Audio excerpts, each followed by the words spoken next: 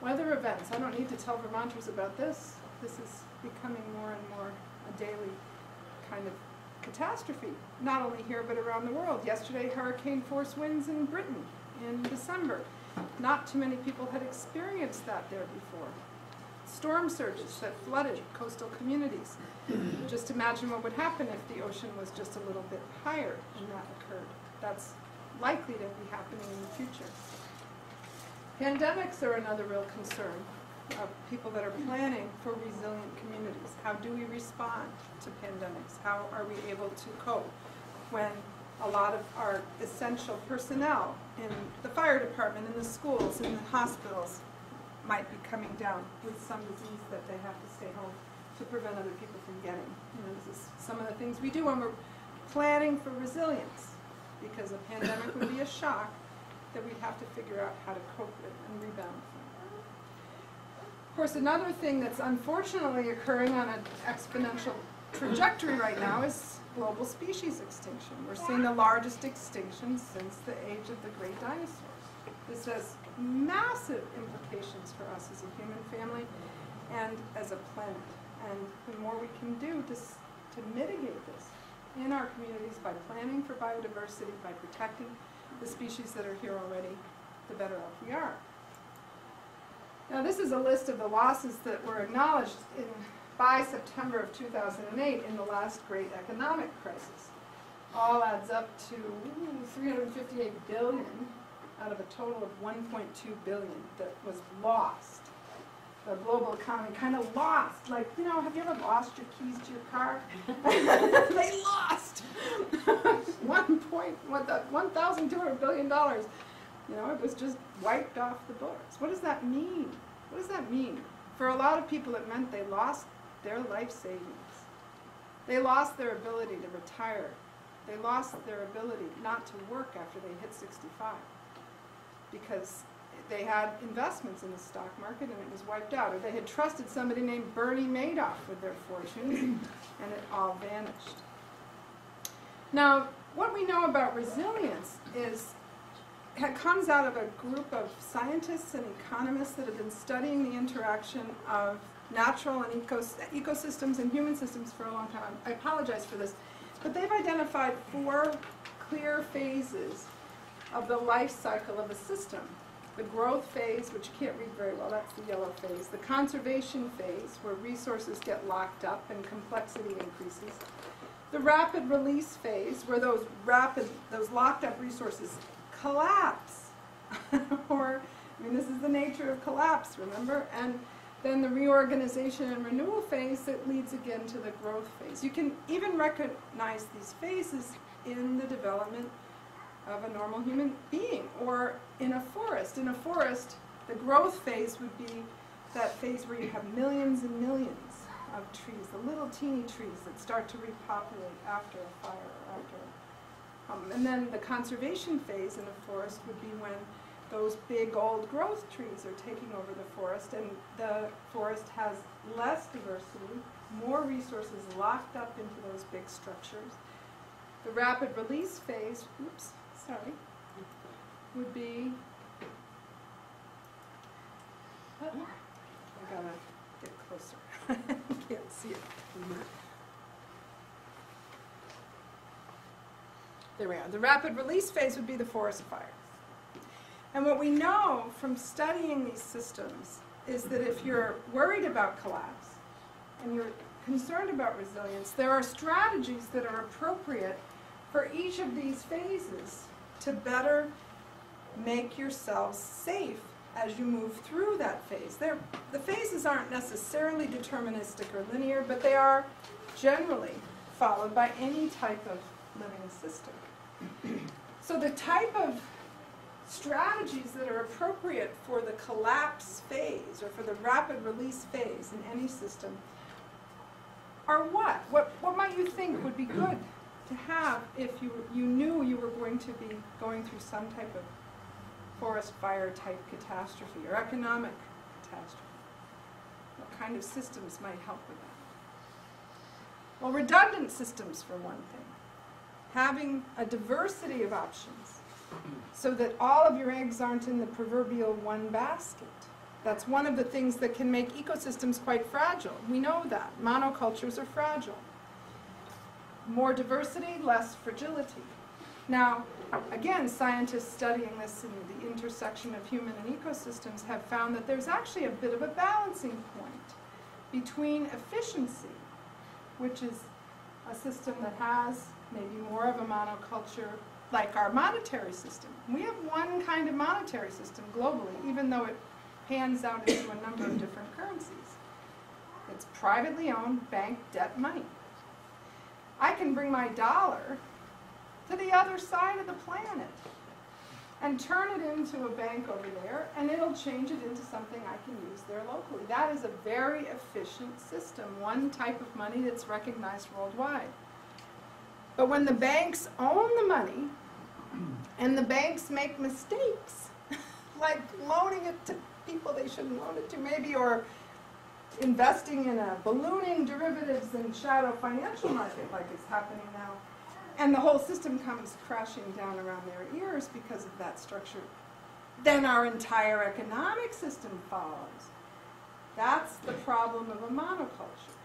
So you can create more diversity and more resilience in your system by having more options, more types of strategies to use for the type of things you use money for. What do we use money for? Making exchanges. Money is used as a means of exchange. What else is it used for? Storing value. There was an economics student for you. Unit of account, means of exchange, store of value. These are all the things that money does for us. And the more ways we can do that with different kinds of things, the more resilient we're going to be. Up to a point. You don't want a chaos. Lots and lots of things, but you do want more than one. Because the monoculture is the problem. The monopoly is the problem. It's what makes our economy fragile.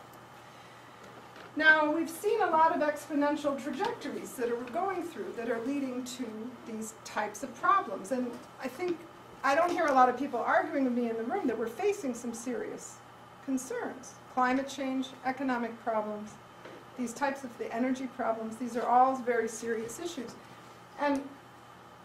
But what that also suggests is that we need to be more open to learning. You know, when we're in that nice, long, slow, incremental time, like we have been up until about the 1960s, we can learn by rote, we can rely on the experts and do the things the way they were done in the past because it works. But when we're in a rapidly changing time, when we're in a time of collapse, or a rapid release, or change, rapid change, we need to learn differently and we need to behave differently toward learning. And that's an important strategy also for thinking about how we become more resilient. So if we're learning our way forward instead of relying on experts and going the way we've always done it, what does that mean? Well, there's different kinds of learning and there's different ways we learn. One is doing things right. This would be more of the incremental. You know, we're learning how to do the things the way they were done before and imitate them and do them right. That means following directions and hearing, knowing how to manage crises, depending on experts. Level 2 is doing things better. You know, so what do we do when we're trying to learn about doing better things? You know, doing things better. Well, experiential learning is valid here. Systematic improvement. Level 3, which is where we are in that adaptive learning trajectory, is doing better things. And that means trying new things, experimenting, maybe trying a public bank or trying a complementary currency. It may not work, it might fail, but you've got to try new things to learn from them, to try and make new pathways to follow during very difficult times. So co-creating and purpose-driven learning is more of the modality of learning that we need to adopt. And it's tough. It's much easier as adults to be experts than it is to be learners. It really is. We're used to being experts. We're used to telling our kids that we know better than them, right? Well, when's the last time you used one of your iPads without one of your kids helping you? We also need to think out of the box. We need to try new things. This is never, ever think outside the box. And we actually have a particular kind of box we'd like to encourage you to think about, thinking outside of, and that's the economic box, let's say, that we talk about when we're talking about what we mean by a new economy. All the stuff in the box are the things we need. We need food, we need transportation, we need education, we need health care. All of those needs drive our community systems, and they drive our own spending habits and our own lifestyles and our own working patterns. All of those needs are really important elements of our lives. But the box, the economic system, is what mediates those needs for us. So we use the box to get what we need. And that includes the ownership models that we use in our businesses, the management systems that our businesses follow to make decisions about how they're going to invest and produce new products, the means of exchange that we use to make exchanges with each other and to buy things from businesses and buy things from government and social services, the financial systems that underpin the investment schemes that allow us to bring new enterprises and new infrastructure into existence, new homes, all of those importance, and also the values and metrics that we use to measure our economic progress. All of these are the box that comprises what we mean by the economic system. And we're working on all of these measures in Vermont to make a more resilient box so that we can meet our needs better. So I'm going to talk a little bit about some of the problems with our current monetary system. This is a pet interest of mine because, like many of the economic structures I just mentioned, they are mostly invisible to most of us. We pull $1 out of our pocket, we spend it on something we need, and we don't really understand the systemic impact of that type of money on our communities and on our lives. Compounding interest, which is what occurs when all of the money we use comes into existence through the issuance of debt, is driving the sovereign debt crisis, and it drives what we call the growth imperative, which is the imperative that companies have to continue to make profit at an increasing rate just to stay on top of the cost of money.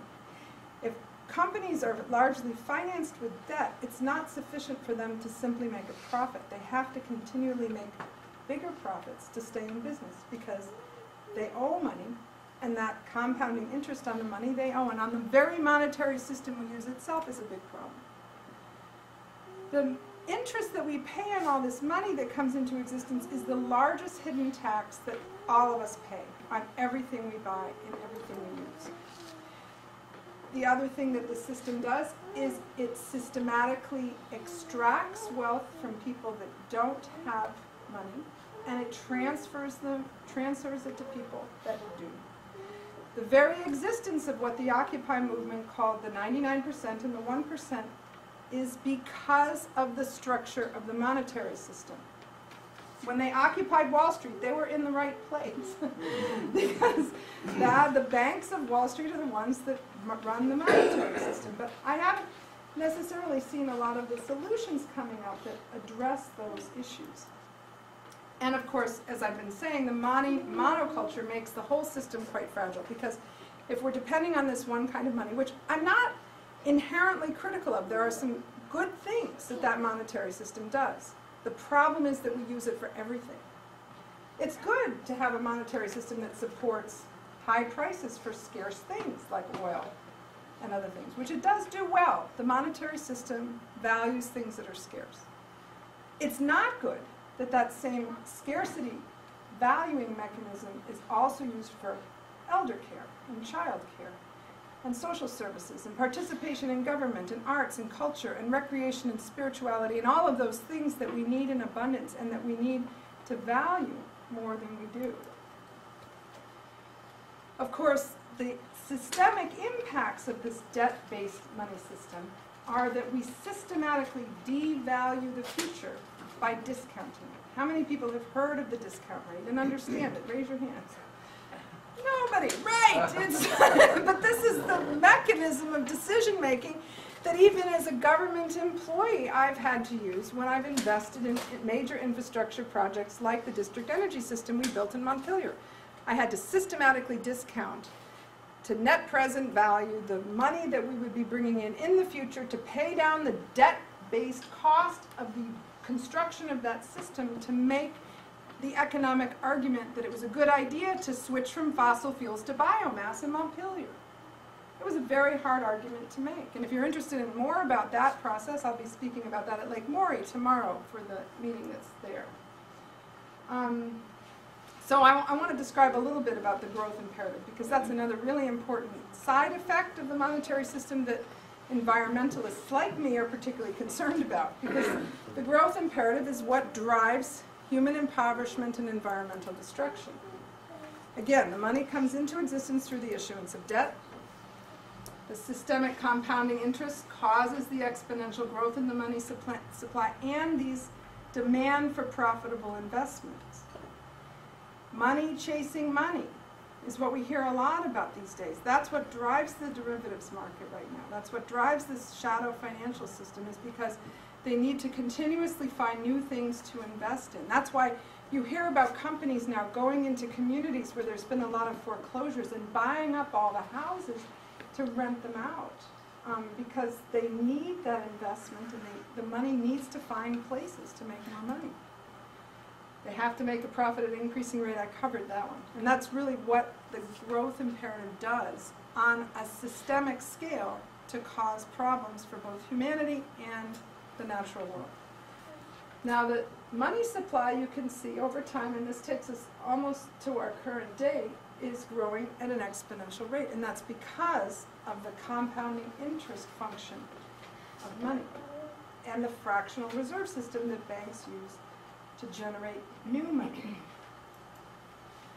Corporate profits and GDP are also on that same trajectory. The corporate profits, you would be able, if you track a line through that red line, you would see that it's on an exponential rate, and it has to be to keep up with the cost of money. The financial industry, this unfortunately is a little bit hard to see. The financial industry profits compared to the productive profits are also becoming disconnected with physical reality. Right now, the financial sector is making a lot of money just all on its own, without necessarily having that reference point back to what's really possible and what's desirable on a finite planet with human species and other species that need to continue to survive. So when I talked about the interest costs of things being this hidden tax in the infrastructure and the public investments that we're making, this is one of the arguments in favor of public banking, because with public banking, the public deposits, the state tax revenues and federal intergovernment transfers are deposited in a state-owned bank, not individual and commercial accounts. Public banks don't compete with commercial banks for individual and commercial accounts. Each of you would not have an account at a Vermont state bank. It's for the public dollars. And those public dollars are put on deposit and then lent out through the commercial banks in the state and through the state lending programs to produce the same kind of return that bankers produce when they are lending out money in the private sector. And those returns come back to the public sector for the infrastructure that is needed to continue the economic development that we want to see in the state.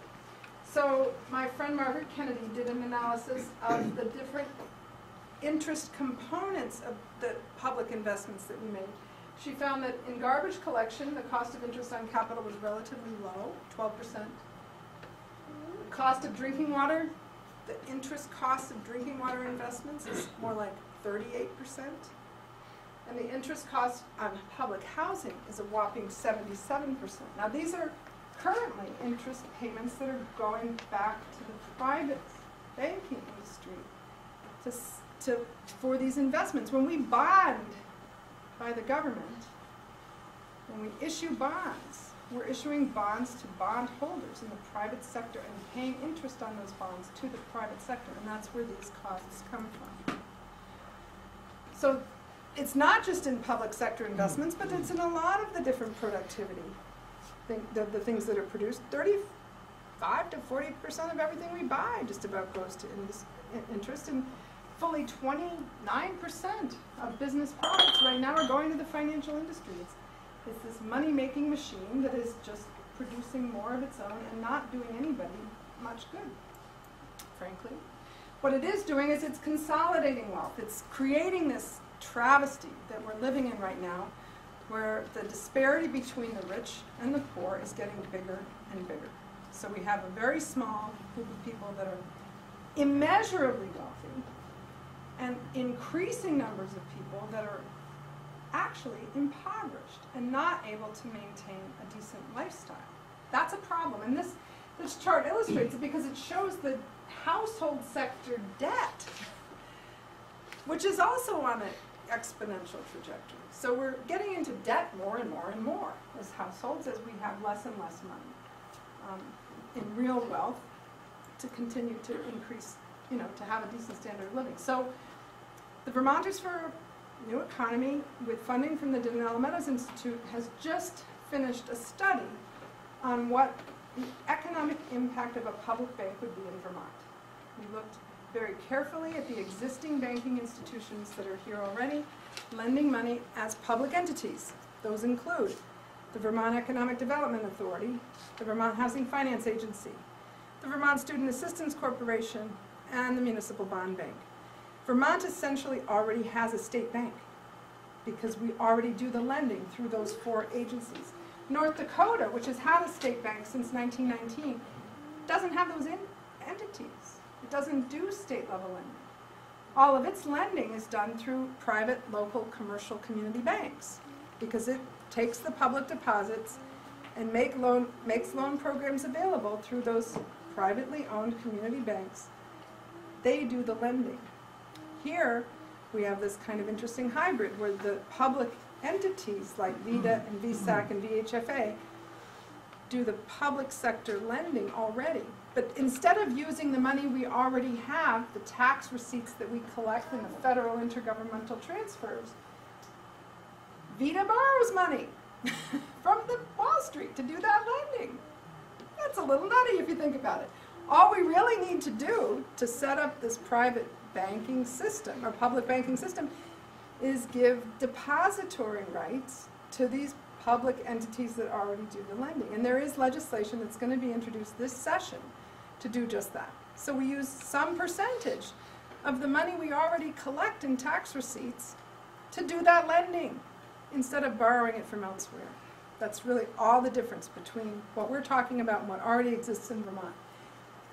Just doing this, our study shows, will produce more than 2,300 new jobs in the state, add 192 million in value added in the gross state product, 342 million increase in state output, and save close to $100 million in interest costs that we're currently sending out of state on government borrowing. Because when the state financial system has those profits coming in from the lending that it's able to do, we don't need to borrow so much money for state infrastructure projects. In North Dakota, over the last 10 years, the state bank has returned a dividend to the state of North Dakota of over $300 million. That's been used for important state infrastructure projects, important state priorities, and to lower taxes for North Dakotans. So it's not a pipe dream. In fact, Puerto Rico has a public bank, and radical fringe countries like Germany and Brazil and Taiwan and India also do the same kind of public banking. This is not a really crazy thing that isn't done elsewhere. Some of the most successful global economies use this as a technique to both invest in infrastructure and to continue with their economic development activities. What we're doing is we're circulating a petition to try and get the question of public banking on the town meeting warnings, because the towns also stand to benefit from a public bank. And I think that there would be it'd be a good idea to have a robust discussion about public banking at the town meeting level. I can tell you, after working on this issue for several years now in the legislature, the banking lobby are very powerful there. I witnessed what has happened to me. So, it's not so easy at the legislature level to get this issue considered. without it having your support as well and the town meeting support of this issue, even though it has this potential positive impact on the state's economy. Are those dollar figures per year? Yes. It's crazy that we're not doing this.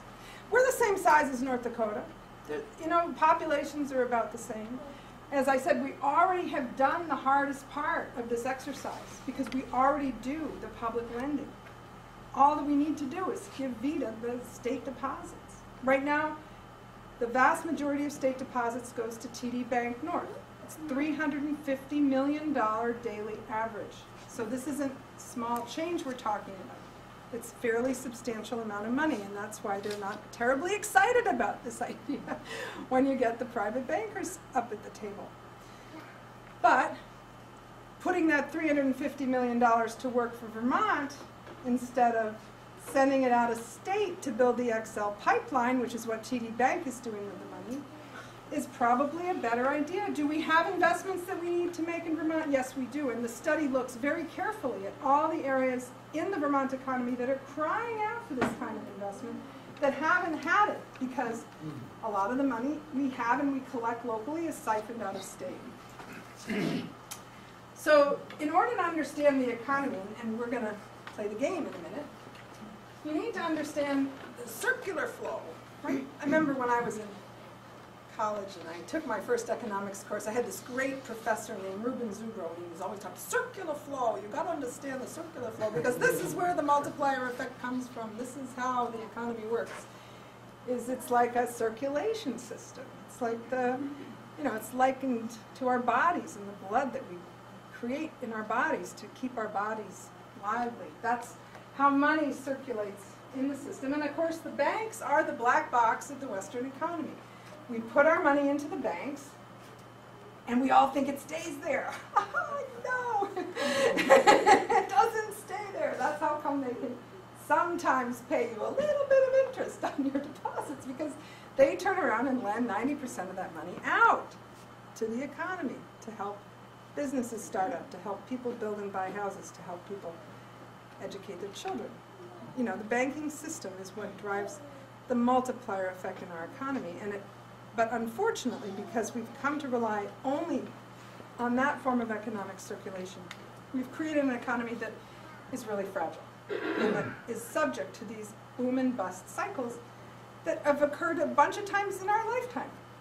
I give people this metaphor before we play the game. I want to give you this metaphor of if you were driving a car and there was something wrong with that car's systems, steering, brakes, you didn't know quite what it was. But the car hit a tree one year, and then the next year it hit a wall, and the year after that it hit a cliff. But every time you got into the tree, it was the tree's fault, or it was the cliff's fault, or it was the wall's fault. That's the same thing we do with the IT bubble, the housing bubble, the derivatives bubble. We think it's something different each time. It's actually the car. The car doesn't have the right brakes and steering system. Our monetary system is such that it grows exponentially. It forces everybody to try and invest in new things. That's why tulips suddenly got valuable back in the 1800s in Holland. Or the housing market goes crazy, or the IT market goes crazy because everybody needs to find something to make that return on investment to keep up with that debt-based money. And that only can go so far on a finite planet. And just like any other exponentially driven thing, it'll come crashing down exponentially because the same forces that drive it up drive it back down when it doesn't work. Basic systems thinking 101. So anyway, with that, we're going to take a break and we're going to play a game called the 11th round. I'm going to pass around this little bag of rolls. This is like butcher, baker, candlestick maker. Here's one that says lumberjack. So take out a roll, and here you go. And we're gonna play. We're not gonna play for very long, but it's designed to illustrate for you how the money system works and what's wrong with only having a money system that relies on this debt-based positive interest money system to work. So, step one of the game.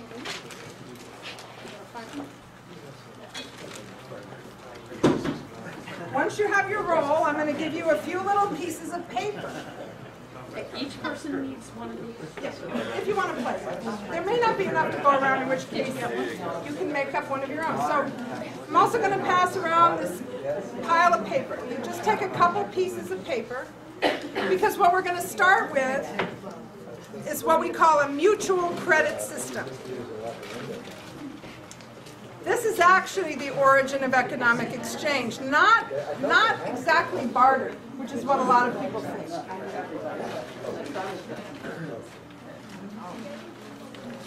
A mutual credit system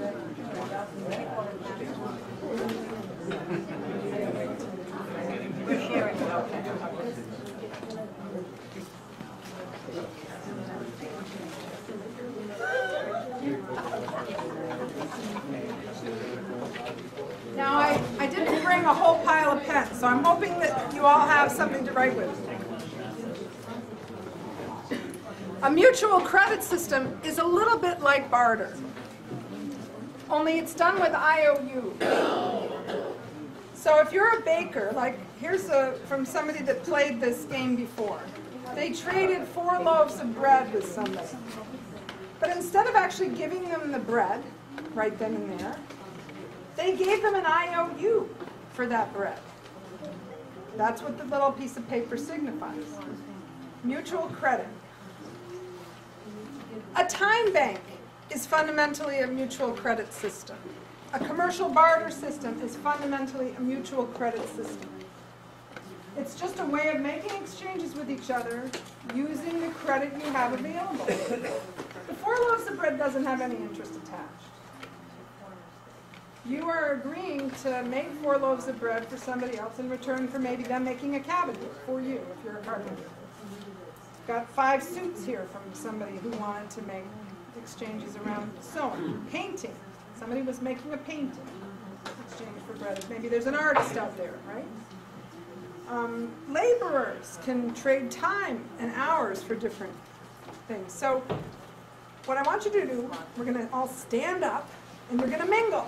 And you're going to walk around, and you're going to trade with each other. Like if you're a carpenter, you're going to need to find somebody with some wood to sell. If you're a baker, you need to find somebody with some flour to sell you. There's somebody with a mill. If you're a teacher, I don't know, you're going to look for students. And then you're going to make exchanges with each other using these IOUs.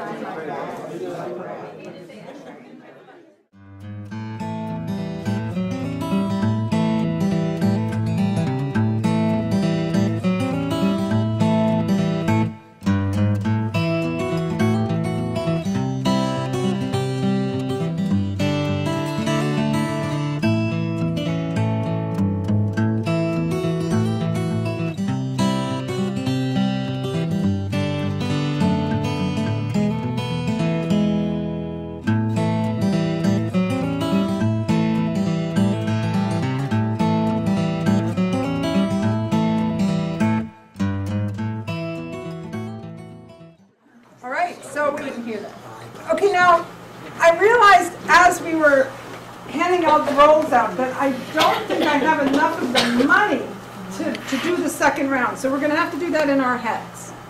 You've done the first round so far, where you did this mutual credit, where, let's see, a painter was able to trade a painting for something they needed. A baker was able to trade some bread for what they needed. Did anybody come out short in the game? Did anybody feel like, oh, I really lost out? I'm the mayor. You're the mayor! And I traded all my chips to the spiritual leader for How about that? So the mayor lost out. All right. Now, I want you to picture the same exercise. Only instead of having the IOU notes that you write back and forth to make the trades, which is a mutual credit system, a very smart money manager shows up and hands you out all dollar bills. Look how efficient this system is. We can use these notes, these dollar notes.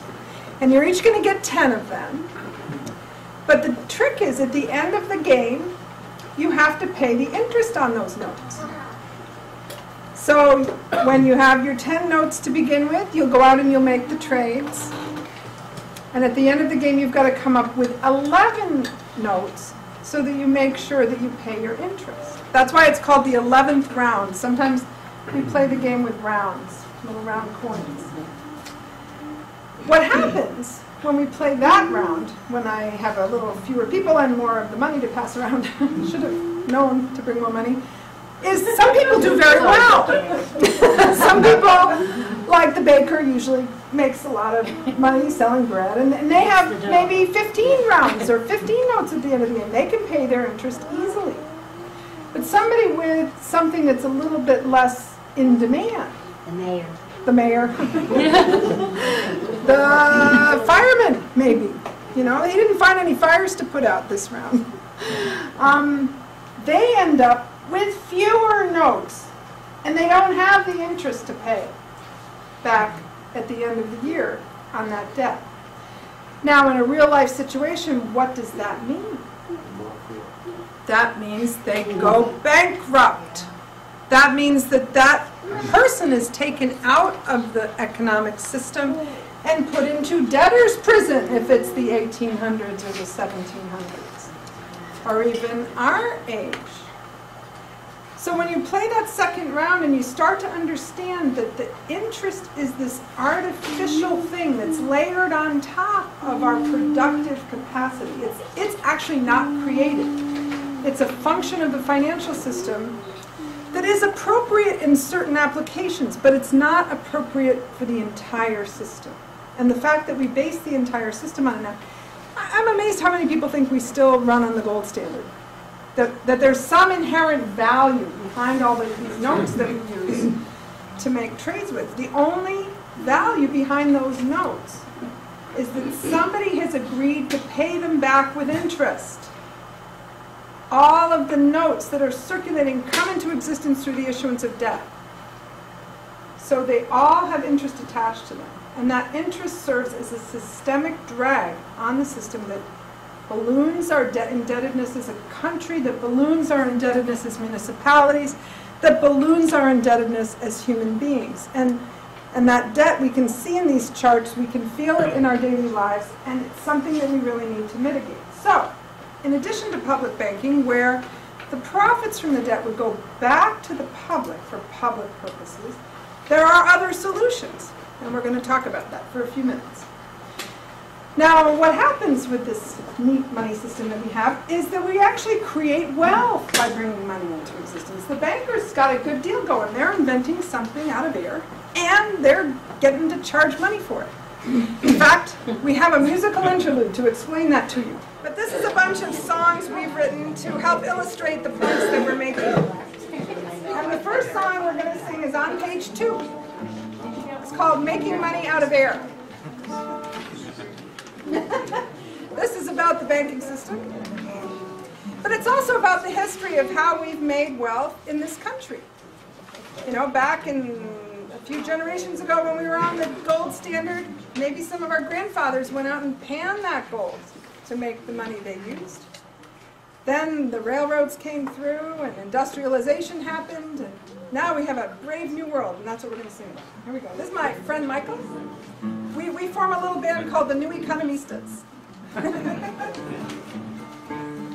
Your great-great-granddad made his cash panning for gold. Your great-grandma invested well in national railroads. Then your grandpa built a shop to manufacture chairs. And now we found ways to make money out of air. Hedge funds, derivatives, and credit default swaps. Once we were middle class, now we're on top. We brainwash the people into thinking that it's fair for the Federal Reserve to make money out of air. The stock market casino is a bookie's dream come true. You place your bets and get a cut no matter how they do. But if you get in trouble and things get out of hand, you call our uncle to bail us out. Thank you, Uncle Sam. Hedge funds, derivatives, and credit default swaps. Once we we were middle class, now we're on top. We brainwash the people into thinking that it's fair for the Federal Reserve to make money out of there. If you invest in local, your money grows real slow, but it's in your own hometown with people that you know. We'll shift our wealth back to the earth and grow it naturally. We'll do no more for money's sake, build justice and peace. Hedge funds, derivatives, and credit default swaps. Once we were middle class, now we're on top. Brainwash the people into thinking that it's fair for the Federal Reserve to make money out of air. One more time. Hedge funds, derivatives, and credit default swaps. Once we were middle class, now we're on top. Brainwash the people into thinking that it's fair for the Federal Reserve to make money out of air. Woo-hoo! Now you see why I got fired.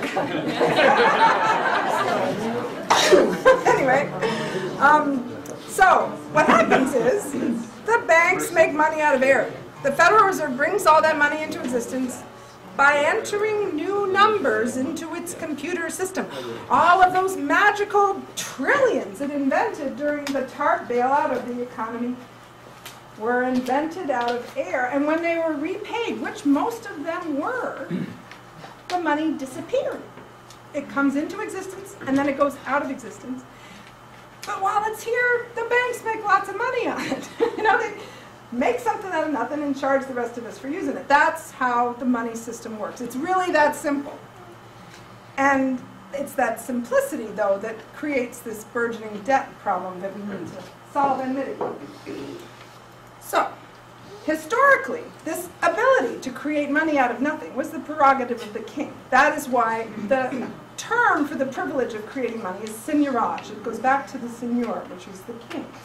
The king coined money, and the money the king coined was the coin of the realm, the legal tender of the system that was legally available to pay taxes and debts.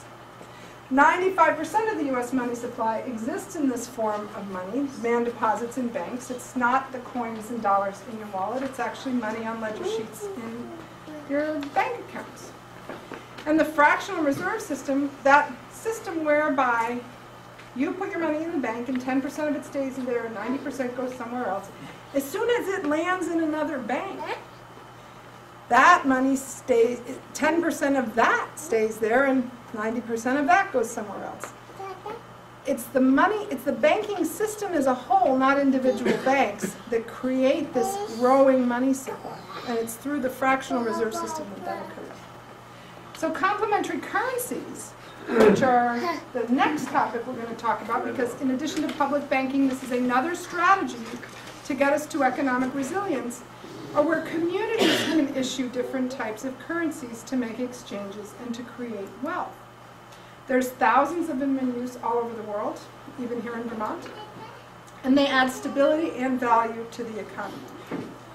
The growth in new currencies over the last dozen years or so is also on an exponential trajectory. These are just the social purpose currencies in the world, and you can see that Argentina and Japan and Europe, Germany, France, Australia, New Zealand, and this is the USA and Canada down here, have seen a growing number of these types of currencies in use.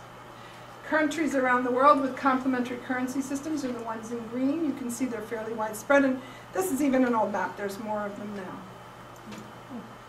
There are two kinds of complementary currencies generally. Social purpose ones that are meant to help achieve our social goals, and commercial purpose currencies which are trying to help businesses be more successful. Time banks, which I've been talking about, are a very common form of complementary currency. We have one in Montpelier called the Onion River Exchange. Is there one here in the White River? Yeah, there's Right. The Upper Valley Time Bank. If you're not a member, join. What happens in time banks is people trade with each other using time instead of money. So everybody's time is worth the same. That's because each of us is only born with 24 hours in a day. It doesn't matter if we have high skills, we still can't produce more time. No, whether you're Bill Gates or the local dishwasher, you still only have those 24 hours. And the beauty of having it equal is that the IRS considers it voluntary time because it's out of the market, and that makes it tax exempt. This is important for people on fixed incomes. This is important for people who are living on public benefits because the value that you gain by participating in a time bank is not added to your income to make you ineligible for other benefits like housing subsidies, food stamps, rent subsidies, daycare subsidies, Social Security payments, unemployment payments. You can increase your quality of life substantially by participating in a time bank without jeopardizing your health care and your daycare and your housing. I like the little cartoon that says, Einstein discovers that time is actually money. Now in Montpelier, I also got $1 million federal grant from the Agency on Aging to help adapt our time bank for elder care, so that we have people participating in the time bank that have gone through background checks, and we tried to make it so that when people joined on the elder care side, they made a commitment of time, so that they agreed to take assignments from the coordinators for elders that needed care. So it created more like of a reserve system of people whose time commitments were available to the coordinators and to the elders in our community when they needed a ride to the doctor, or somebody to help remind them to take their meds, or somebody to come shovel their sidewalks, or any number of different things that the elders in our community need to be able to live in their own homes. This was based on a system that's been in Japan for the last 20 years called the Ferai Kippu system. Kippu is the Japanese word for ticket, and Ferai means caring. So Ferai Kippu means in Japanese caring relationship tickets. And it's run by a couple foundations and the labor unions, and it's nationwide. So if your parents live in Tokyo and you live in Osaka, and you can't get up to Tokyo to take care of your parents, you can take care of an elderly couple in Osaka and then send these tickets to Tokyo where somebody there will take care of your parents. Now, wouldn't it be great if we had that system Vermont-wide? The community of Vermont elders, Cove, took over the care bank after we were done with the grant, and they have been trying to make it statewide, but they need support and they need help. So, you know, if the Upper Valley Time Bank people would get in touch with them, they could help coach them through how that might work, to have these time banks exchange with each other for elder care. Now in Japan, where it's been running for 20 years, they've done several studies on the quality of care in the system. And lo and behold, people routinely report that the quality of care they get in the Ferai Kippu system is higher than they get when they pay yen for it. Why might that be the case? You're getting people who want to do it because they care, not because they make money.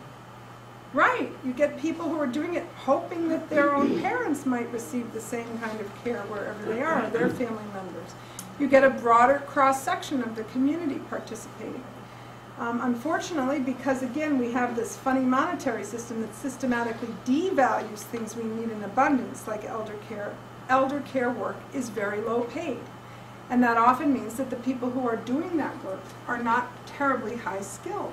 I know, because I take care of my 85-year-old father, and I had to arrange care for my mother before she died when she had a stroke, and it was very hard to keep the caregivers in the house because they were economically stressed, and they often had all of the symptoms of economic stress making them unavailable, like a car that broke down that they couldn't get there, a child that was home from school that they couldn't get there. And that's unfortunately the system we live in, and so the care that people get through the system tends to be higher quality. Another thing I've worked on in Montpelier is a food currency with the Central Vermont Food Systems Council. This has been designed but not yet implemented. But the way it would work is that people would pay money to put food in storage. Now here in Vermont, where 95% of our food rolls in on trucks every day, having more food in storage wouldn't be a bad idea. Especially with some of these problems that we're seeing coming on the horizon, where we might have energy disruptions or transportation disruptions. So when you put your food in storage, you'd get a little ticket, a share, And that share then could be used to make exchanges in the community.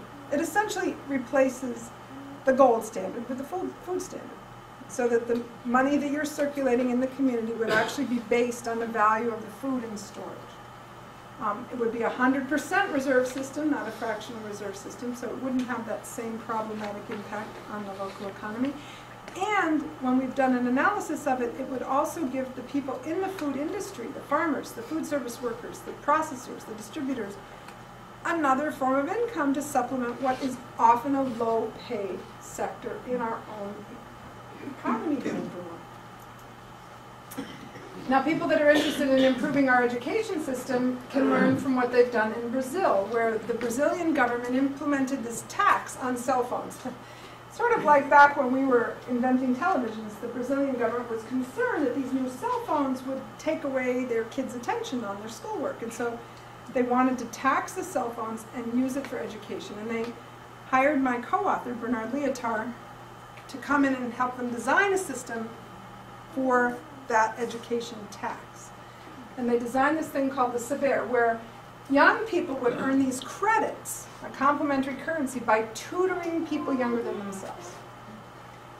And then as they went through the school system and accumulated these credits every year, when they got to the end, they could exchange all their credits for college tuition that would be paid for with that tax. So it mobilized educational resources, an unmet need, and multiplied dramatically the impact of this education tax. And the reason for that is because of this pyramid, right? When I'm sitting here lecturing you, you're only going to remember about 5% of what I said. So why am I doing it, really? If you're reading it, that's why I have the PowerPoint up, you might remember 10%. Woo-hoo. If I'm using audio-visual things, like our songs, woo, we're up to 20%. Demonstration, like the game, now we're up to 30. But, you know, when you're teaching others down here in the bottom of the pyramid, like those kids teaching their younger siblings and younger peers, 90% you remember. So you're improving the education system at the same time you're mobilizing a complementary currency for education. They've also imitated this in Lithuania and a couple other countries because it's been so successful. Another subject near and dear to our hearts, carbon dioxide and greenhouse gas reductions. This is a currency that Bernard developed for the city of Sacramento, out in the land where they already have something the equivalent of a carbon tax or carbon trading system, because of course California has put a cap on carbon emissions and they mobilized the carbon trading system. Now the problem with that system, I know I looked into this when I developed the district energy plant for Montpelier, is that you have to have a fairly expensive audit every year of your activities to get the carbon credits to trade. So we couldn't even afford to use it for our district energy system because it was just prohibitively expensive. And that's a whole city with a multi-million-dollar project, much less all of you who might ride your bike to work. How are you ever going to get credit for the carbon reductions you make in your own home and in your lives? Well, by mobilizing a complementary currency to trade into that system, we can increase the amount of people participating and can mobilize value by those carbon reductions. And how does that work?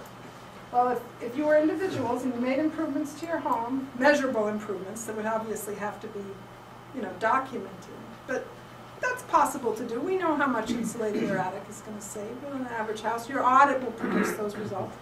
Or let's say you traded in your car for an electric car, or traded in your car for a bicycle, or got a transit pass and didn't use your car. You would get carbon currency for doing that. And you could trade that carbon currency with stores, participating stores, for goods and services. And the stores themselves could trade the carbon currency with each other for goods and services. And then they, in return, could redeem them with the higher level entities who could afford all that auditing and record keeping. And those other entities would either retire them, which is what a lot of the large environmental groups do, to take the carbon out of the mix, or trade them in offsets in the carbon market. So this would be a way to mobilize our reduction in carbon emissions to also spur on economic activity. So people would be rewarded and be able to have other types of economic benefits from reducing their carbon. Now, some of the commercial purpose currencies that have been developed in the world include commercial barter systems and a new system called the commercial circuit, which is now in place in Uruguay, where the Uruguayan government is accepting these units in partial payment of taxes and fees, loyalty currencies, and a tariff system that my colleague Bernard has invented for the global trading system. Now, loyalty currencies are my favorite. I'm sure all of you have used this kind of currency. And there are more units of one of these types of currencies in existence than there are dollars. And I'm virtually certain that probably at least 30% of the room here have used them. What might they be? Frequent flyer? Frequent flyer miles. Very good. Those are off the airplane company's books. They're a complete complementary currency. You can use to trade them for hotel rooms, for car rentals, for airplane seats. They're not money. They're not money. They're a loyalty currency that the airlines deploy to keep you parked in their seats. Commercial barter systems are systems that businesses use to trade with each other.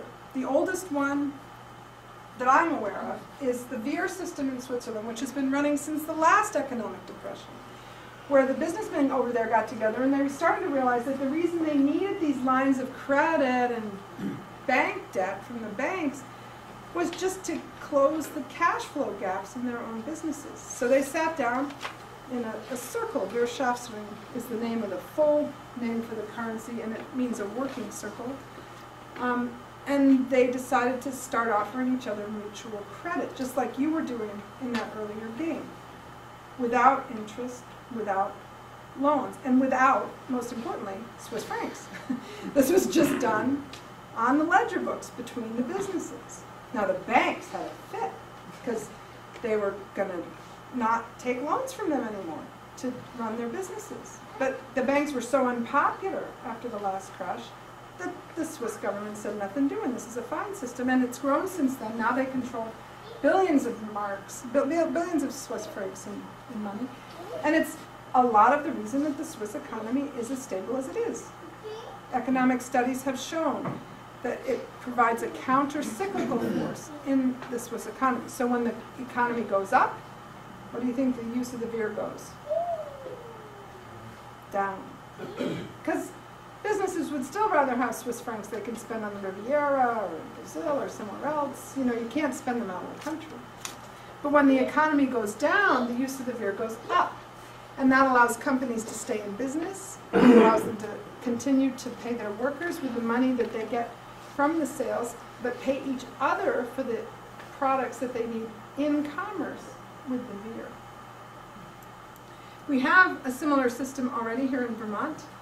It's done through the Vermont Businesses for Social Responsibility, and it's called Vermont Sustainability Exchange. And you can, if you're a member of VBSR, you can use this system to trade with other businesses without using dollars. You use debits and credits just like they do in Switzerland. Other loyalty currencies are things like the little cards you get when you go into your coffee shop and they punch a dozen holes. You know, maybe having one for the whole of White River Junction that would be exchangeable between the shops would be a way to keep people loyal to the stores in White River Junction. Or like we have in Montpelier with Capital City Cash, where you can buy the notes to spend in the stores in White River Junction. This is a way of illustrating some of the problem with the discount rate. This is sort of describing what happens with discounting using a nature example to try and make it really clear. You know, if you're planting trees on a very simple math formula, and you have $100 worth of trees in 10 years, using simple math, in 100 years, maybe one of those trees would be worth $1,000.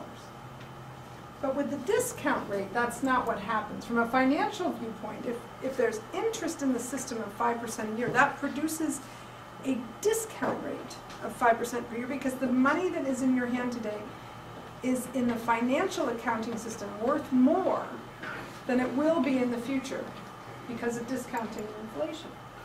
So that same tree today would be worth not $100, but $61.39. But in the future, with discounting, even though it's grown, it's only going to be worth $7. Whereas if you put the whole system on its head and use what has accidentally come into existence a couple times in human history, which is a negative interest form of money.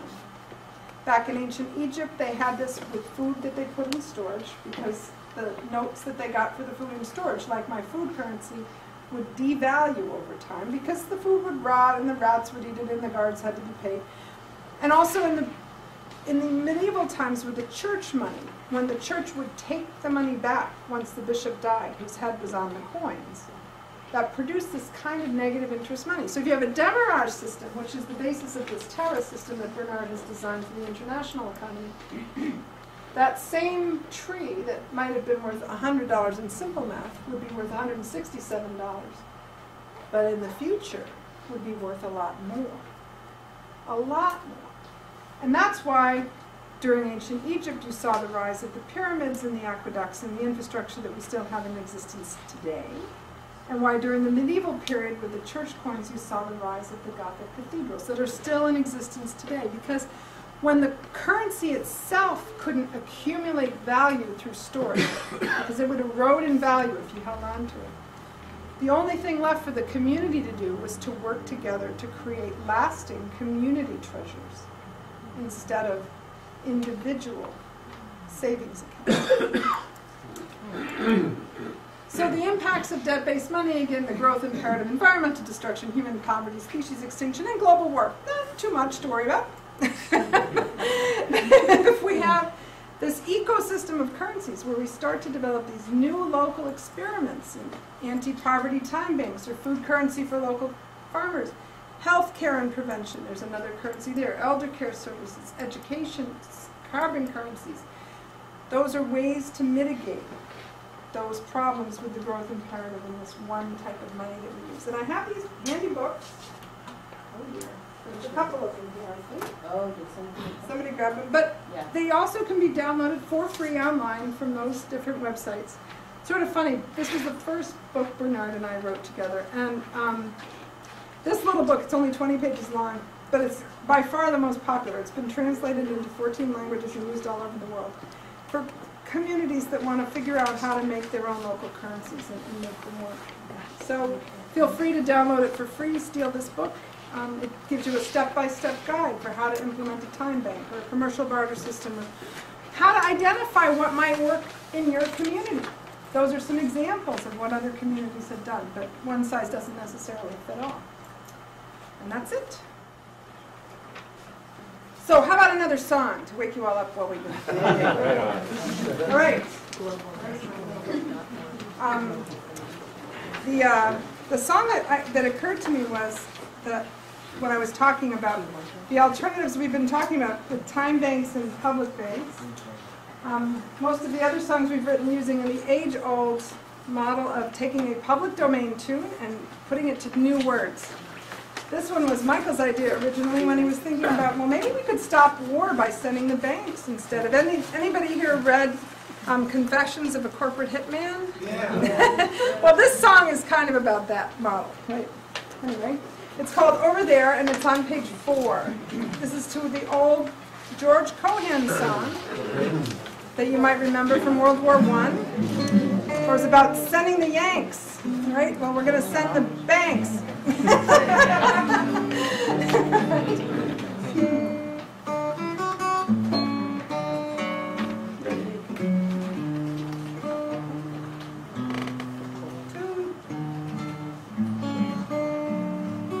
First we tried with guns, kids with guns, kids with guns. The war was never won, never won, never won. We saw them falling, you and me, bleeding, dying overseas. Try a different way, no delay, try today. Send the banks instead, soon you'll wish they were dead. With predatory subprime loans, soon we'll own all of their homes. Over there, over there. Spread the word over there. That the banks are going, the banks are going. They'll all be owing everywhere. So prepare, say a prayer, send the word. word to beware. They'll be over, they're coming over, and we don't want them back when it's over there.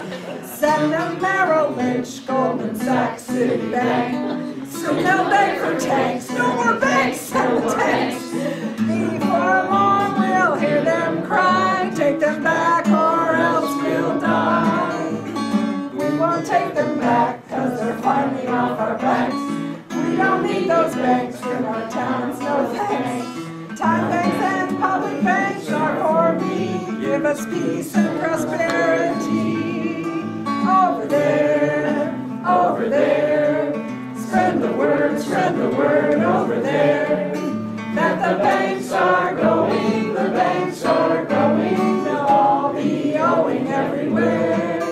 So prepare, say a prayer. Send the word to beware. They'll be over, they're coming over, and we don't want them back when it's over there. It's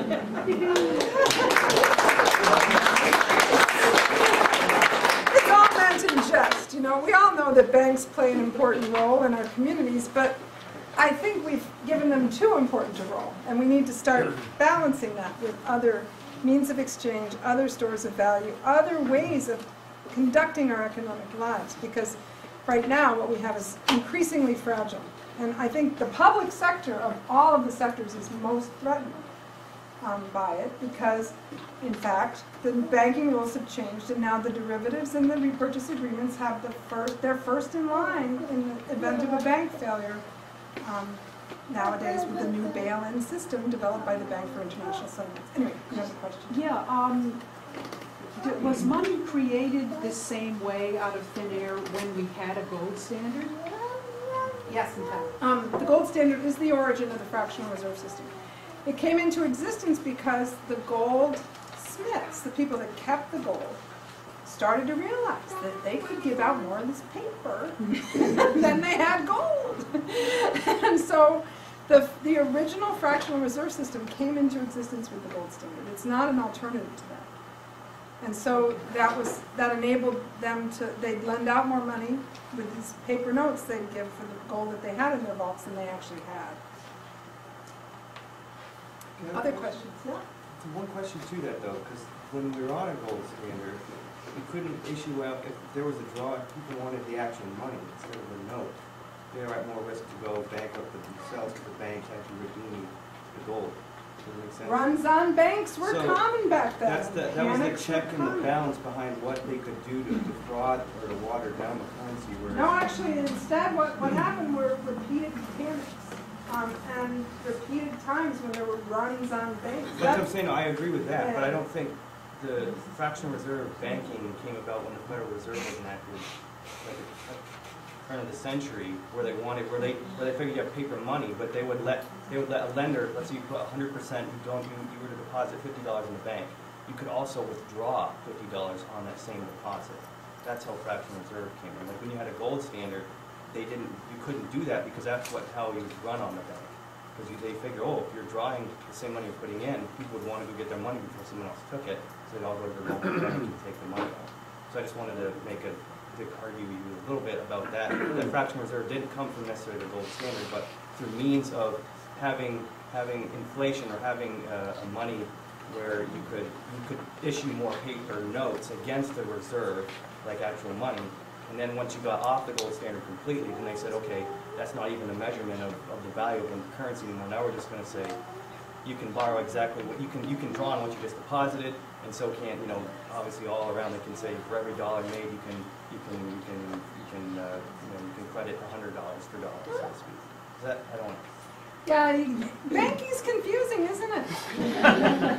and the big banking system is also very confusing. It's fundamentally not that hard to understand, though. And the origins are in the past and have come down through time. But the way it operates in our society right now is about debt. It really is. All money that's in existence came into existence through the issuance of debt. And if this is another proposition I'll leave you thinking about.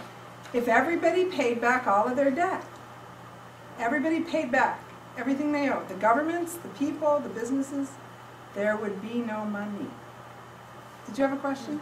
I was wondering if you wanted to talk a little bit about what's been going on in your life with all of this. So you made a little reference. Ah, yes. I used to be employed, I'm not anymore. That one? Yeah, I'm laughing about it. It's not actually very funny. I don't know what I'm going to do for a job next year. But yeah, I've been fired by the city of Montpelier, largely for going around and doing this kind of presentation, talking about public banking. Yep. It's not Is there fun. something that we can do? Well, there is the Legal Defense Fund hat over here. Yes, right here on the table, appealing the please. decision. I'm taking them to court. It's a First Amendment violation, and I think that's pretty clear.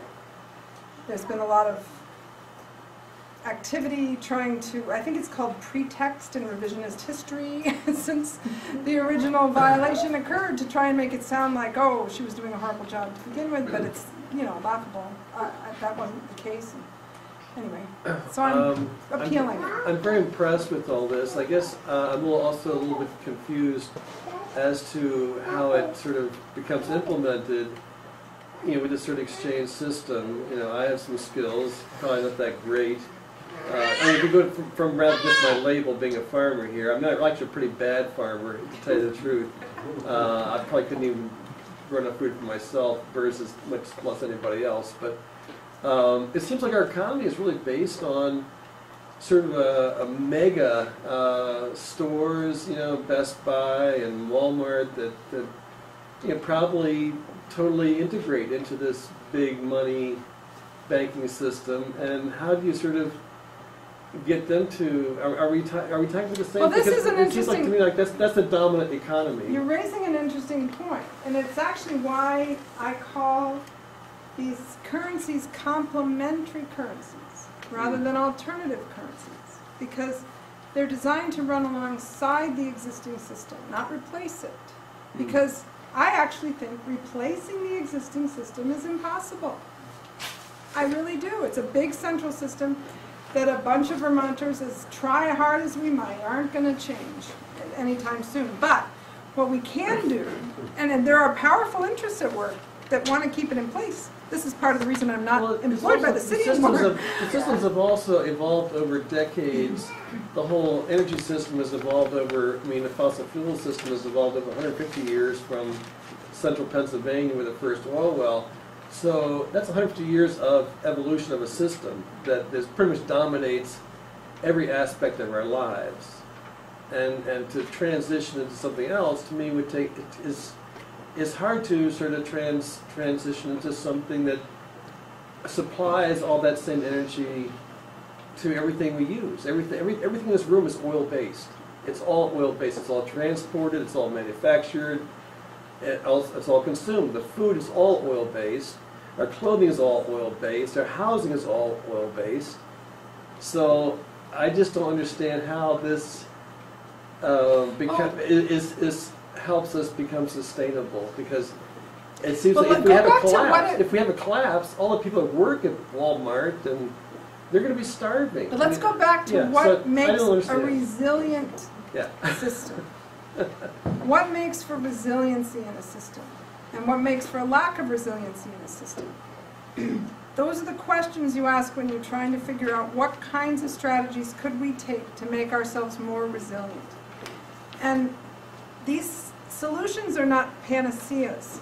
They are. I'm not trying to present them as the only answer that is going to save us from all my this. gardening tools for my farm come from China. Where do my gardening tools come from in my local community? I don't know any blacksmiths that make shovels and pickaxes and axes. That's a massive skill. I've done blacksmithing. I know what's involved. You just don't go out and become a blacksmith in a weekend. Well, up our way we still have blacksmiths that work, but I know. the more local exchanges you encourage and the more economic activity you engage in locally by focusing on what you can do locally and what you might encourage locally, the more you start to build a more resilient local system. If you continue to depend entirely on the large global system without strengthening your local system, you are making it less resilient. If you're creating systems and exchange mechanisms and other economic measures that will help you build that local self-reliance, the more resilient you're going to be. It's all a matter of degree, though. I'm not claiming that this is a panacea for all of our problems. It's just some strategies that are relatively easy to implement to start to strengthen our local communities and our local systems. Yeah? Now, when you started off, you talked about what would you do if you were given $1 and put it. You said if you put it in the bank, you're getting value. You're putting it in the bank. And what my sense is that it's not value, it's power.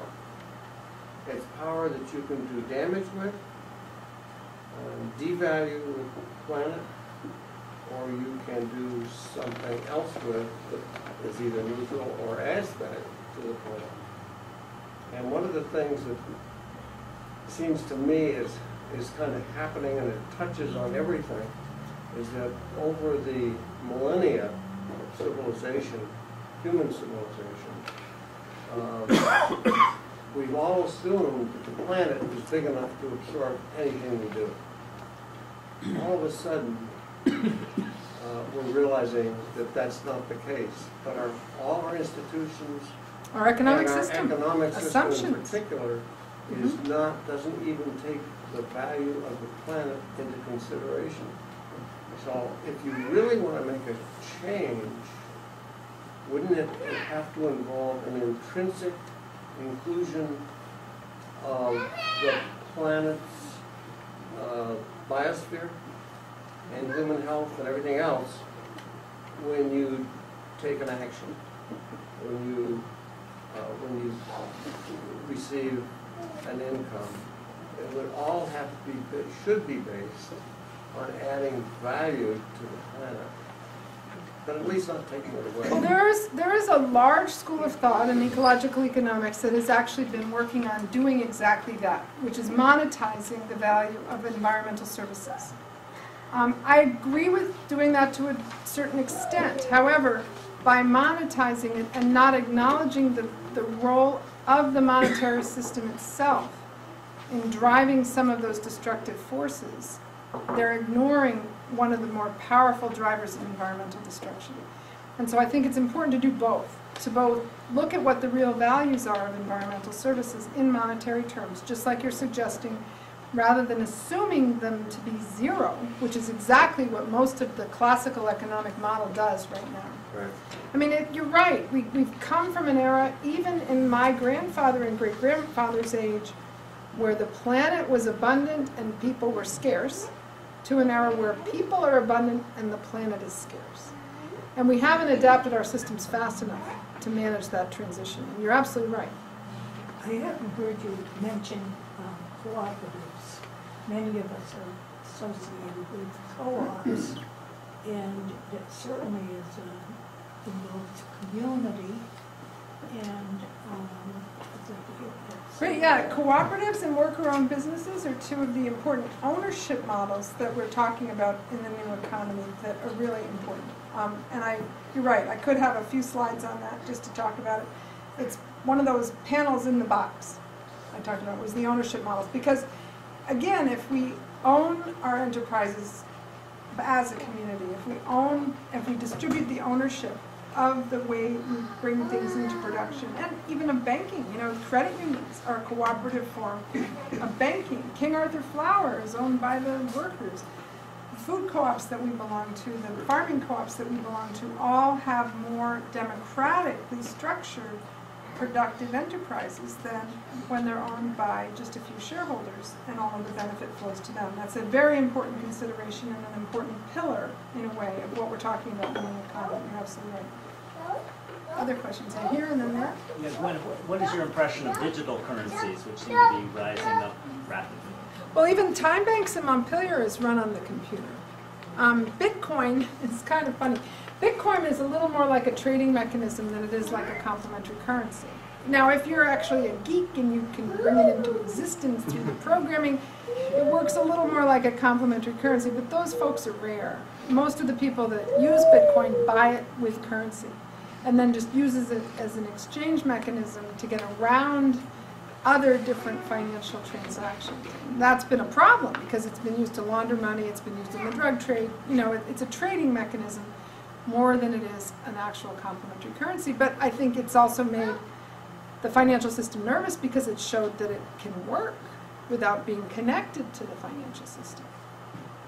If that's what you mean, it's by Bitcoin. Now there's a new kind of Bitcoin being pioneered in Germany, I learned about this summer, that is structured differently and a little more cooperatively and open source. Bitcoin is proprietary kind of software, and this new one, which is called OpenCoin or something, is open source software to create the same type of mechanism.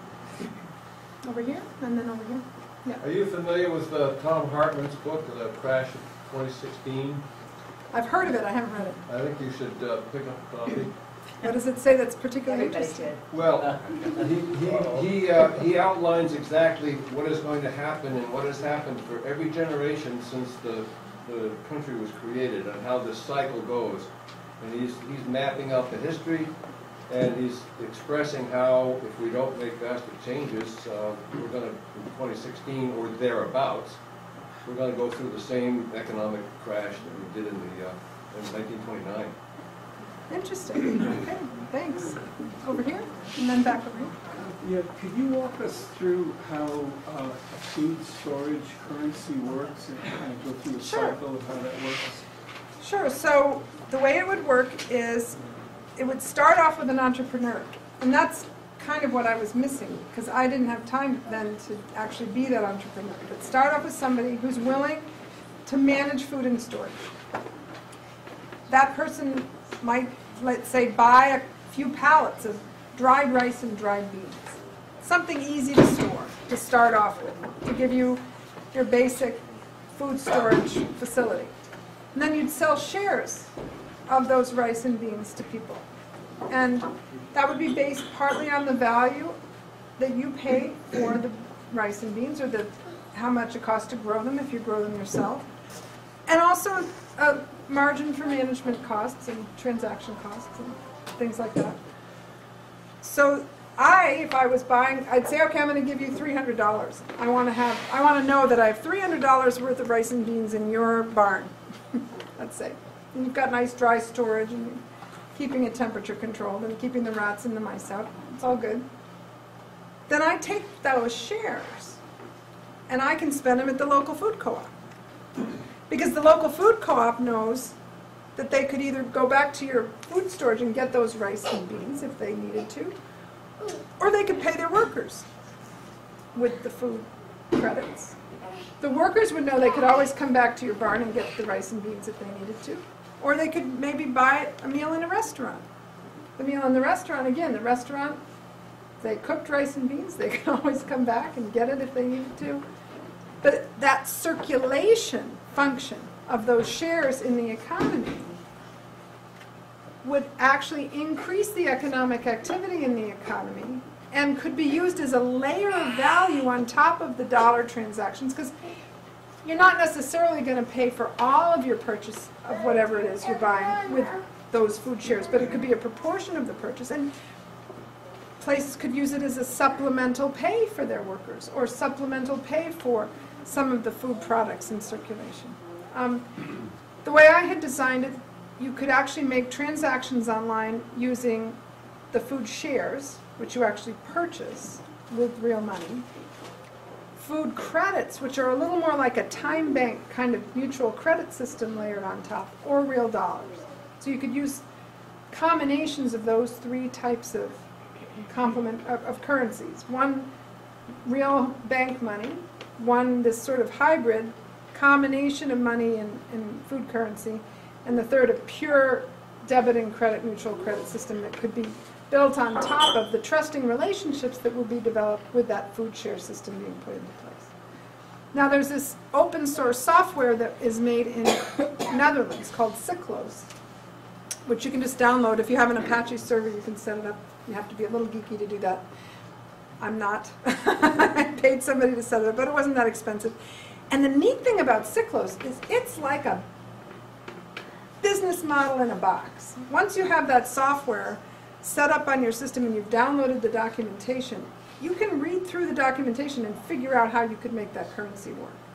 It's got broker accounts and different types of trades, and it's got a nice little interface that you can use to make exchanges with other people. And you know, it's a little bit like Facebook. Everybody sets up their account and has an interest in certain types of things being traded in the system. It's like a time bank. You can actually use Cyclos for time banks if you want. You know, you make offers and requests in the system that people respond to.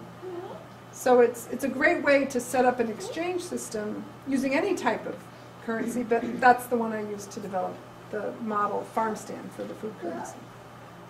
Did that explain it? Yeah. Everybody? Okay, back here? I do actually a lot of barter in my work. You know, maybe 20% of all the money that goes through.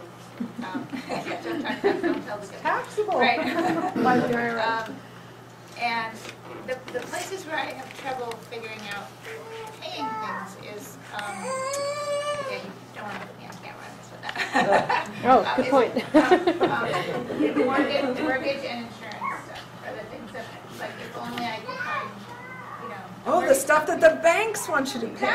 Exactly. And it's all like fake, you know, and none of it is anything that actually exists. It's the interest that I owe, and it's the potential that I might need money back from insurance. And I'm just curious if there is any alternative thing that's developed around those two issues. Well, around insurance, there is a massive alternative thing that's developed. It's called the protection racket. I've actually run into it in Eastern Europe before, where if you don't pay somebody, they're going to burn your house down. It's not so good, actually. Wouldn't recommend it as an alternative. But no, I'm not aware of.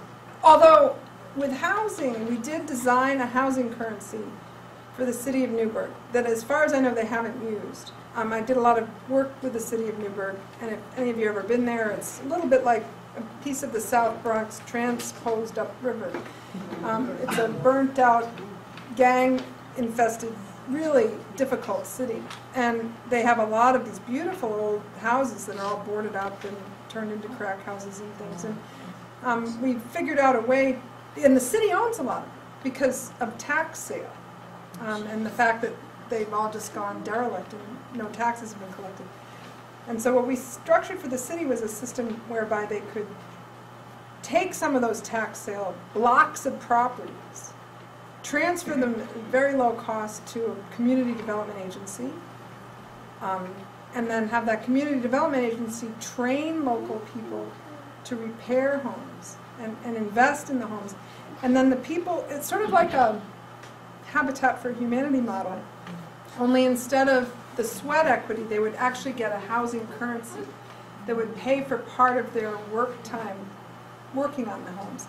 And then once the homes were repaired and resold on the market, I mean, Newburgh's actually a fairly lucrative real estate market, even though some of these problems exist there, then those housing credits could be redeemed for real money. And that would also help offset some of the gentrifying effect of doing that type of upgrade for the housing in the community. But that's not really getting at how you pay your mortgage interest. Well, I do know, I mean, Jim Merkel, who's the next speaker in line in this series, I know that the money that he had left over from when he was working in other industries that shall not be mentioned, that he turned around and used that as mortgage funds for friends of his, and then that interest went back to him as opposed to a bank. Right. So Privately financed mortgages is one way around it, sure. I mean, that's a mini version of it, but yeah, I was looking for any bigger version. Well, credit unions actually are, in a way, another alternative, because in a credit union, all of the members are joining their resources, pooling their resources, and loaning them out as mortgages and car loans and other types of business loans. And then the members in the credit union are the ones that gain the interest. And credit unions are relatively common. You know, I'm sure there's some here in your local community. If you join one, you can participate in that system, and the members are the ones that benefit from the profit from the loans. In much as similar ways with a public bank, the public benefits from the profit that the public bank makes. Do you have something? Unions money go to big banks? I mean, I know they loan some out locally, but... Credit unions are typically member-owned, and they use the members' funds for their lending. the big banks and the credit unions have a bit of a war going on. I mean, they're trying to, at the national level right now, if you have any letter writers here, write to your representatives and tell them not to allow the banking lobby to get rid of credit unions' tax-exempt status, because that's what the banks are trying to do to credit unions on the national level. Here on the state level, they've actually made it illegal for the state of Vermont to deposit any of its funds in credit unions, which is a little crazy. Why is that? You know, so with a public bank, if the state starts accepting these public deposits, it could make the funds available to the credit unions for their lending programs, in much the same way it could make it available to the state chartered community banks. But no, I'm not aware of credit unions' money going to the banks, particularly. I don't know everything about the way they run, but that's not as I understand how they work. Did you have? Yeah, I wanted to wish you good luck in your challenges, your battle. Where's the farmer? Hang in there, you're doing good things. Carry on. Thank you. Thank you. It's not to dilute your presentation, but to me, you say it's all about debt. I do invasive species management. I'm in the natural environment all the time, and I see somebody was recommending books to read. So read The World According to Monsanto and learn about how life itself was patented in 1984, whatever it was. And now basically growing anything, they've got the Terminator gene, there's so much stuff, genetic engineering, I won't even get into that, I'm diluting, but the Terminator gene, all these things that basically put us in debt for the things that we grow to sustain the planet. So I just want to point that out. It seems to me it's about as much about control as it is about debt. Keeping control. I believe that what you're talking about, which is large-scale privatization of things that used to be public domain or the commons, is another symptom of this exponentially growing monetary system chasing more money, because they have to find new things to buy, own, and exploit to continue to make that profit at an increasing rate. That's why we're seeing France sell off its highway system to a company. That's why in Bulgaria, when I was working there, the city of Sofia had this beautiful gravity-fed water system that it sold to the French, who wanted to make a profit on it. I mean, it's happening all over the world. Water, in particular, is a victim of large-scale privatization, and that privatization, which is exactly what you're talking about, really, with Monsanto's buying the genetic makeup of life itself. I mean, it just seems crazy. But I want to offer a ray of hope, I guess. First of all, I'll debate that oil drives everything. I mean, oil is simply captured solar energy. Oh, I'd love to debate that. Yeah. Okay, but that's another day. All right. So oil has captured solar energy, but yeah, right. So why does everything? Keeping it local, giving us alternatives. So again, I do invasive species. There are some invasive species here in the Upper Valley in Vermont that are insanely dense woods. Buckthorn. Everybody has it. It's all over the state. It's in New Hampshire, no matter which of these states you're from. Buckthorn has more BTUs than maple. So without state assistance or any nonprofits helping me, I'm trying to think not just outside the box, but just throw the box away altogether and just think, because that's the most powerful thing on the planet. Taking buckthorn, so I go out with my chainsaw and I cut. I control this invasive species for the landowner, because it suppresses diversity and it creates monocultures, which are, as we know, weak, non-resilient systems. Take this buckthorn. Now, what am I going to do with it? I could just leave it lie and let it go back to earth. That's how you build organic content. But I'm experimenting with people, again, just people that, as we all have the little badges on, artists and woodworkers and people who build, tool handles. Forget buying them from China. I'm experimenting to see if we can use this wood for handles on hoes and tools and stakes in the garden, and last of all, firewood for people who need heating assistance. So I was just at the Haven, the Upper Valley Haven tonight, and I've asked Chris Jacobson from the co-op to do, to see if there's not a way to position firewood there for people who need it, and it's a long-term thing. But that's just, to me, the beauty of that is seeing a nuisance resource, if you will, buckthorn, which in reality is just captured carbon and sunlight, using that resource in a way that comes full circle. We don't have to buy anything from China or Taiwan, nothing against them. And then people who need help can, I'm happy to have people come out and chainsaw with me and do the work and learn a skill and empower themselves to heat and feed themselves rather than rely on heating assistance from a federal government that's too busy looking for water on Mars. And oh, by the way, the chainsaw work that I do is run on, my chainsaw is lubricated with vegetable oil, which comes from plants, which is captured solar energy. Okay, thanks for your patience. And one other thing I'd just like to remind people, of course, is that we have these petitions. One of the things you can do, if you want to actually do something about what we talked about tonight, is grab a petition. Get people to sign it, to at least get the question of public banking on your town meeting agenda so you can have a nice debate on town meeting floor and get people thinking about what it would mean to have public dollars benefiting the public. That's really all we're trying to get to happen. And I gather here in Hartford you need probably about 150 signatures between now and middle of January to get it on the warrant here. Smaller towns, fewer people. It's 5% of the registered voters in your town. You should check with your town clerk to see when they're due, because I know the drop dead date for most towns is somewhere around January 20th.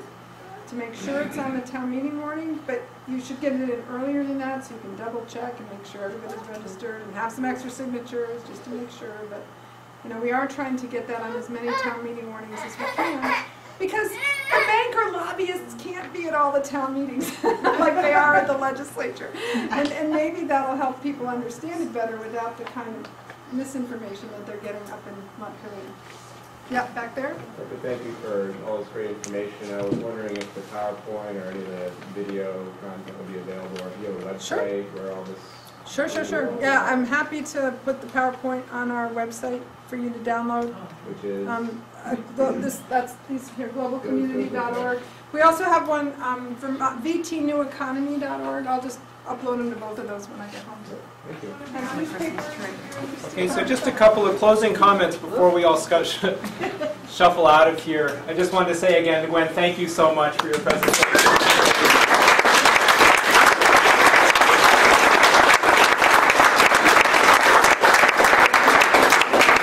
It's really clear to me that we've been listening to someone whose thinking is way ahead of her time, and also somebody who is willing to really lay it on the line for her beliefs. So you really are one of the heroes of this new era, I think, given the way that's all unfolded.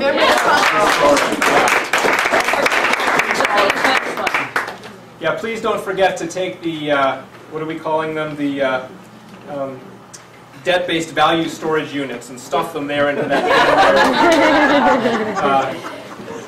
Yeah, the lawyers like to be paid in those. Right, yeah. The lawyers love them. You guys are all taking part in a 5-part series on the subject of collapse. This is the second. The first speaker was Ben Falk. Gwen is the second. And up and coming is, as we've said, Jim Merkel.